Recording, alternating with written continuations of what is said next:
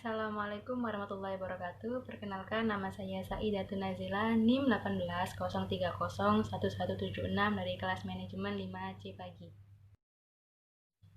Di sini saya dari kelompok 8 akan mempresentasikan bab mengenai aspek ekonomi, sosial, dan politik. Aspek ekonomi yang akan dipaparkan yaitu mengenai rencana pembangunan nasional, distribusi nilai tambah, nilai investasi per tenaga kerja, keuntungan ekonomi nasional, hambatan di bidang ekonomi dan dukungan pemerintah. Sedangkan aspek sosial yang dipaparkan yaitu perusahaan sebagai lembaga sosial, perusahaan kondisi sosial yang kompleks, dan perusahaan dalam masyarakat yang pluralistik. Paparan aspek politik diutamakan pada good news and bad news, dari situasi politik bagi suasana bisnis khususnya terhadap nilai cost. Dalam menyusun suatu studi kelayakan bisnis sebagai titik tolak untuk melakukan analisis, diperlukan informasi lingkungan luar perusahaan untuk mengetahui seberapa jauh lingkungan luar tersebut memberikan peluang sekaligus ancaman bagi rencana bisnis. Selain juga untuk mengetahui apa saja yang dapat disumbangkan oleh proyek bisnis bagi lingkungan luar jika bisnis telah direalisasikan. Berhubungan dengan kemanfaatan dan biaya terhadap lingkungan luar, kedalaman dan keluasaan analisis yang akan dilakukan tergantung pada kriteria-kriteria yang telah ditentukan untuk menilai suatu proyek. Bab ini akan memaparkan hubungan timbal balik antara lingkungan luar bisnis dan bisnis itu sendiri yang terdiri atas aspek ekonomi, sosial, dan politik. Di sini saya akan menjelaskan tentang aspek ekonomi. Cukup banyak data makroekonomi yang tersebar di berbagai media yang secara langsung maupun tidak langsung dapat dimanfaatkan oleh perusahaan. Data makroekonomi tersebut banyak yang dapat dijadikan sebagai indikator ekonomi yang dapat diolah menjadi informasi penting dalam rangka studi kelayakan bisnis. Misalnya, PDB, Produk Domestik Bruto, investasi, inflasi, kurs valuta asing, kredit perbankan, anggaran pemerintahan, pengeluaran, pembangunan, perdagangan luar negeri, dan neraca pembayaran. Selain menjadikan fakta makroekonomi sebagai input dalam studi kelayakan bisnis, hendaknya perlu dikaji imbal baliknya, yaitu bahwa bisnis yang direncanakan hendaknya bermanfaat bagi pihak lain. Aspek-aspek penilaian manfaat bisnis yang direncanakan dapat ditinjau dari beberapa sisi yang penjelasannya disajikan sebagai berikut. Sisi yang pertama yaitu sisi rencana pembangunan nasional. Analisis manfaat proyek ditinjau dari sisi ini dimaksudkan agar proyek dapat A. Memberikan kesempatan kerja bagi masyarakat, kegiatan usaha mesin atau menggunakan tenaga kerja masyarakat sekitar. Yang B. Menggunakan sumber daya lokal. Sumber daya lokal misalnya bahan baku, komponen bahan baku, produk lokal jika dimanfaatkan dengan catatan kualitas cukup layak sesuai standar untuk proses produksi, jelas akan meningkatkan perekonomian di daerah tersebut karena sumber daya lokal ini dapat dijadikan usaha bagi masyarakat. Yang G. Menghasilkan dan menghemat devisa. Penggunaan bahan baku yang diambil dari produk lokal berarti mengurangi penggunaan bahan impor. Sudah tentu, penggunaan bahan baku lokal ini menghemat devisa negara, apalagi jika kandungannya dapat terus ditingkatkan jika perlu sampai 100%. Jika produk yang dihasilkan sebagian atau bahkan seluruhnya untuk pasar ekspor, maka bisnis ini akan menghasilkan devisa. Yang D. Menumbuhkan industri lain. Dengan adanya proyek bisnis yang baru, diharapkan tumbuh industri lain, baik yang sejenis atau industri pendukung lainnya, seperti industri bahan baku maupun industri sebagai dampak positif adanya kegiatan ekonomi di daerah tersebut.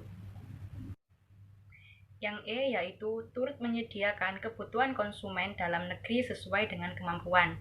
Sebagian sudah dijelaskan pada bagian C di atas bahwa produk yang dihasilkan atas usaha tersebut dapat memenuhi kebutuhan dalam negeri sehingga jika mencukupi, tidaklah perlu mengadakan impor yang sudah tentu akan menguras devisa.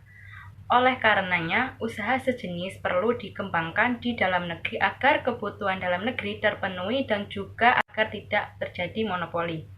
Yang F. Menambah pendapatan nasional. Sudah jelas bahwa dengan bertumbuhnya bisnis di dalam negeri, misalnya dengan diproduksinya produk yang dikonsumsi secara baik di dalam negeri, maka impor atas produk dan komponen inputnya berkurang atau bahkan ditiadakan sama sekali. Jika ada permintaan ekspor atas produk tersebut atau bahkan meningkatkan dan produsen dapat memenuhi permintaan itu, sudah tentu bisnis ini akan menambah pendapatan nasional. Semua proyek bisnis yang direncanakan yang mengacu pada butir-butir di atas mengimplikasikan bahwa proyek ini sejalan dengan rencana pembangunan nasional. Baik teman-teman, saya melanjutkan slide yang kedua mengenai distribusi nilai tambah. Jadi maksud dari distribusi nilai tambah ini adalah di mana suatu proyek akan dibangun dan memiliki nilai tambah yang sangat baik. Nilai tambah biasanya dapat dihitung menggunakan cara yang sangat kuantitatif, di mana biasanya perhitungan ini dapat diasumsikan sebagai proyek berproduksi dengan kapasitas yang sangat normal. Nah teman-teman, untuk yang ketiga ini mengenai sisi nilai investasi per tenaga kerja. Jadi teman-teman, biasanya proyek itu mampu untuk meningkatkan kesempatan kerja, dan salah satu cara untuk mengukur proyek pada modal atau pada karya dengan membagi jumlah investasi, yaitu modal tetap dikurangi dengan modal kerja dengan jumlah tenaga kerja yang terlibat, sehingga di mana dapat diinvestasikan per tenaga kerja tersebut. Nah, untuk hambatan di bidang perekonomian, pelaksanaan pembangunan perekonomian ini telah dilaksanakan dengan menaikkan atau paling tidak untuk memperhatikan di mana pendapatan yang telah dicapai. Jadi terdapat beberapa hambatan-hambatan untuk pembangunan. Yang pertama, iklim tropis, dan kedua, produktivitas rendah, dan ketiga, kapital sedikit, keempat, nilai perdagangan luar negeri yang rendah, dan 5, besarnya pengangguran. Jadi yang pertama yaitu iklim tropis, di mana terjadinya semusim juga dapat berpengaruh besar terhadap perekonomian suatu perusahaan atau negara. Yang kedua, produktivitas rendah. Kemampuan berproduksi para tenaga kerja ini juga berpengaruh terhadap tinggi rendahnya suatu pendapatan perusahaan. Dan yang ketiga yaitu kapital sedikit. Untuk pendapatan yang sangat tidak masuk akal itu juga berpengaruh terhadap pertumbuhan perekonomian suatu perusahaan atau negara. Yang keempat yaitu nilai perdagangan luar negeri yang sangat rendah. Rendahnya perdagangan luar negeri ini juga tidak baik untuk perekonomian suatu perusahaan. Yang kelima, besarnya pengangguran. Besarnya pengangguran biasanya banyak sekali perusahaan yang berpendapatan rendah. Baik teman-teman, saya akan melanjutkan slide mengenai dukungan pemerintah, yaitu pemerintah ini tuh memiliki kepentingan agar yang dilakukan oleh perusahaan di dalam negeri ini menghasilkan devisa bagi negara. Kebijakan langsung terhadap komoditi, yaitu yang pertama, kebijakan perdagangan luar negeri atas dua instrumen, yang kedua, kebijakan perdagangan dalam negeri, yang ketiga, kebijakan produksi. Dari kebijakan-kebijakan ini itu sangat berpengaruh besar terhadap dukungan pemerintah untuk menghasilkan sebuah devisa bagi negara yang sangat bagus dan sangat meningkat. Baik, slide selanjutnya saya akan menjelaskan. Perkenalkan dulu, nama saya Dimas Putra Pratama, NIM 1168. Aspek sosial ini terdiri ada 3. Yang pertama, perusahaan sebagai lembaga sosial. Yang kedua, perubahan kondisi sosial yang kompleks. Dan yang ketiga, yakni perusahaan dalam masyarakat yang pluralistik.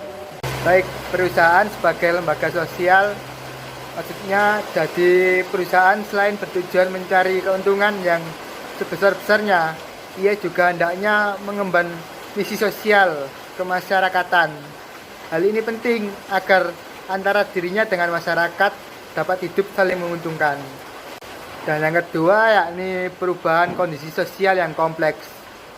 Hal ini Di antaranya disebabkan oleh makin banyaknya peraturan-peraturan pemerintah, meningkatnya kualitas SDM, kemajuan di bidang teknologi dan ilmu pengetahuan, perkembangan pasar yang sudah harus dilayani oleh banyak perusahaan, dan adanya sistem sosial yang bersifat pluralistik di mana tugas-tugas sosial mulai ditangani oleh lembaga-lembaga yang besar.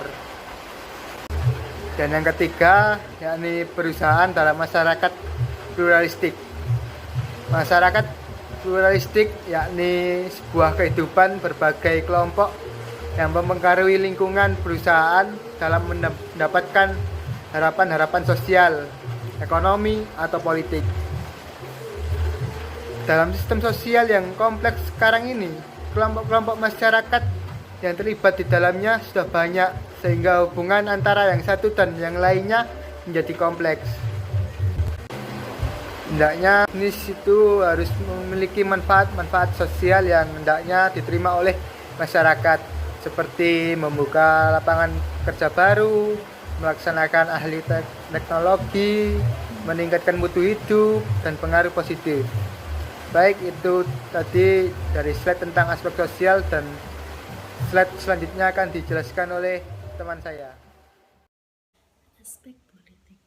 Adanya isu atau rumor atau spekulasi yang timbul akibat kondisi politik yang diciptakan pemerintah akan mempengaruhi permintaan dan pengawasan produk. Di dalam bisnis, ada berita yang dinamai good news dan bad news.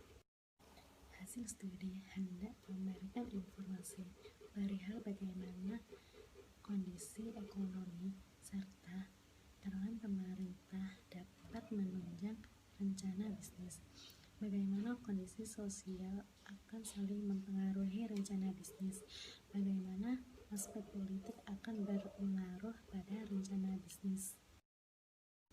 Hasil analisis terhadap elemen-elemen berupa suatu pertanyaan.